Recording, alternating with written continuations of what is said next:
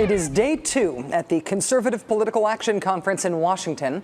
And if the right is your wing, this is like a carnival without the rides or the corn dogs. It has everything. The taxpayer watchdog furry, the gung-ho young Republicans, the veterans of the culture wars. Last night, Minnesota Congresswoman Michelle Bachmann offered the do-whip moment of the year from just out of camera view about the new RNC chairman, Michael Steele. Michael Steele, you be the man. You be the man. You be the man? You be the man. You be the, no, you be the little Michelle Bachbonics there. At conservative confabs like this, the refrains don't usually disappoint. The hills are alive with the sounds of conservatism. Global warming doesn't exist. The media is full of liberals. Somebody wants to take away your guns. And of course, the it refrain of the moment for this particular CPAC is President Obama is a socialist. Earlier this week, we heard the world's best salesman of socialism address the nation. It's all one big down payment on a new American socialist experiment. Lenin and Stalin would love this stuff. This he's a socialist thread in the conservative weave these days, it means different things to different people. When I hear Obama is a commie, I think you are not a serious person and I don't have to pay very much attention to the rest of the things that you say.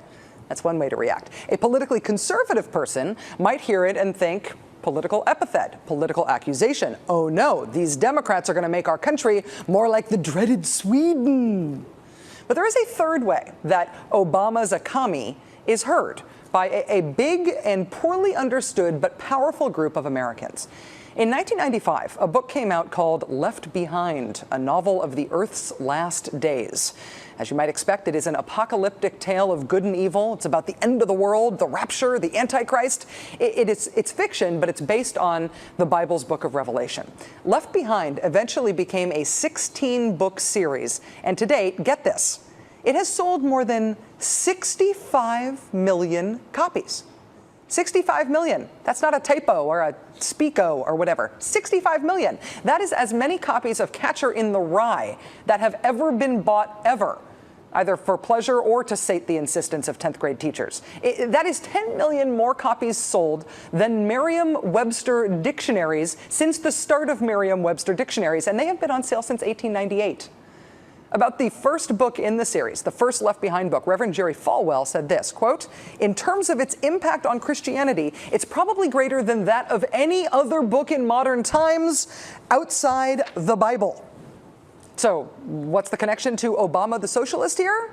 Well, Left Behind authors Tim LaHaye and Jerry Jenkins came to this studio the other night because they have a new book out that's called Luke's Story. It's part of a different series, but it's the same authors.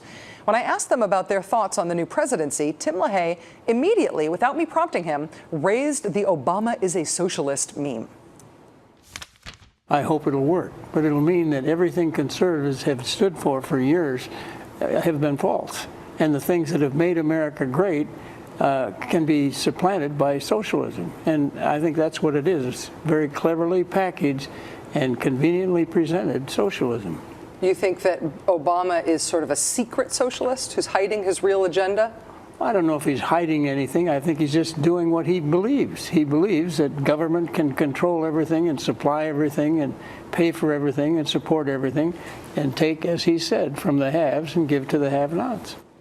Now, it is not all that surprising that Tim LaHaye went right to the Obama is a socialist, Obama is a commie thing, right? Tim LaHaye is a top-tier kingmaker conservative activist. He helped found the Moral Majority. He's been right at the center of all of this stuff. What was surprising to me, though, was to realize that the Obama's a commie idea, it isn't just a political epithet. It also has theological implications, religious implications for a lot of people, for the end times rapture-ready folks. The process is going to be according to the end times prophecies, and you can't have a world socialist government headed by an Antichrist without similar patterns of going on today. Wait a minute. World socialist government, you can't have the Antichrist. That's before the rapture. No, the stage setting. We're back to getting things ready for that because it can't happen overnight. as you can tell, we're both a little fuzzy on the details here about whether world communism is before or after the Antichrist, whether or not Barack Obama is a symptom of the end of the world or a cause of the end of the world. But Obama and the end of the world are definitely theologically, at least in some people's minds, linked. Talking about Christianity in broad terms is something that has been done publicly throughout the history of our country. Talking about very specific interpretations of Christianity that involve things like the Antichrist, that involve the rapture, that involve the end times. These are things that are more popular now than ever before because of your work, your cultural work in popularizing those ideas. Do you see those as having political implications? Is it part of your activism as a conservative activist in addition to being an evangelical to popularize those ideas? I don't think so. My concern is for the country. And when I look at prophecy, and by the way, I think one of the reasons prophecy is so popular today is people are looking for answers. They recognize the world is in a state of change. Okay, what is going to happen when this change takes place? And the Bible has a good scenario. And I'm not worried about Antichrist right now because the truth is the rapture has to take place first. And then after a period of indeterminate time, the Antichrist will come on the scene. So we don't have to worry about the Antichrist till after the rapture? That's right. Oh, takes a load off my mind. Right. Right. And you see, there is what we call a stage setting. The Antichrist isn't going to take over the whole world all in a moment of time without preparation for the people of the world. And you have to admit that some of the great intellectuals of our time believe that the only way you'll have world peace is to have world socialism. Now, they may call it something else, but it's where the government controls everything. And when the government supplies money and decides who can be poor and who can be rich and so on, that's social government. So you think that Obama is a socialist, and you think that a world socialist system is a predicate for, is a necessary precondition for the rapture, and then after the rapture, then there's the Antichrist. Yes. So Obama's the Antichrist doesn't make sense, even if everybody believes everything you believe. He might be a closet Christian, you know, he claims to be a Christian, so if he is, when the rapture takes place, he's out of here too. I know it's sometimes a little hard to follow, but fascinatingly, apparently another one of the reasons we can be fairly sure that Obama is not the Antichrist is because he's not popular enough. So sure, he's Antichrist-ish, but he's not the Antichrist because he is not popular enough. Everybody would love him if he was the Antichrist, and a lot of people don't like Obama.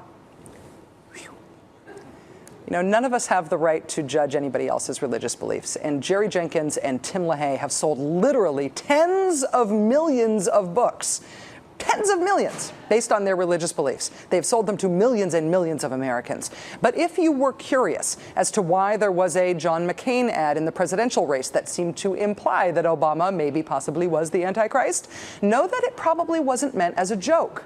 And know that if you hear President Obama derided as a commie, as a socialist these days, some people hear that as a joke, some people hear that as political criticism, and lots of Americans hear that as almost a dog whistle signal that the end is near. And they see that as good news.